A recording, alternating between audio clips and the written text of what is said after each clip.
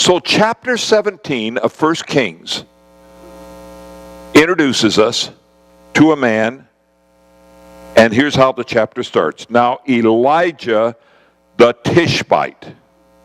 We don't know anything about him.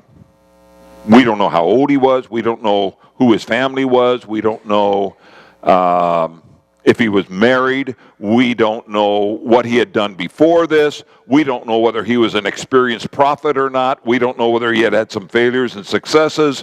We don't know anything about this guy.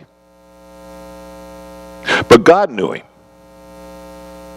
And God spoke to him and said, I want you to go over there across the Jordan River. He's on the east side of the Jordan River. I want you to go over there, and I want you to tell that King Ahab that I don't like what's going on. Elijah experienced God's leading. It's God doing the leading. God's stuff doesn't make sense to us. You can't explain it. You can never explain how it's going to work.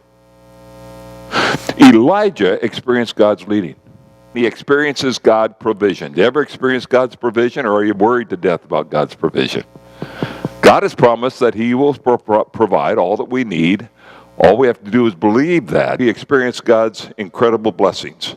When was the last time you could raise your head to God and say, thank you, Jesus, for something he's done through you?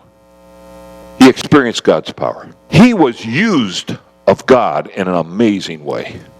God appears to him and says, hey, Elijah, what are you doing here? Elijah's had this great conversation, and he experienced he appealed to God. He spent a lot of time appealing to God. In other words, trying to get God to take care of the children of Israel. Protect them from this evilness that has come about them. Oh, Elijah, yeah, he was a man just like us. And he prayed. Oh, so that's how he communicated with God. He knew God. He believed God's promises. His confidence was that he knew and believed God.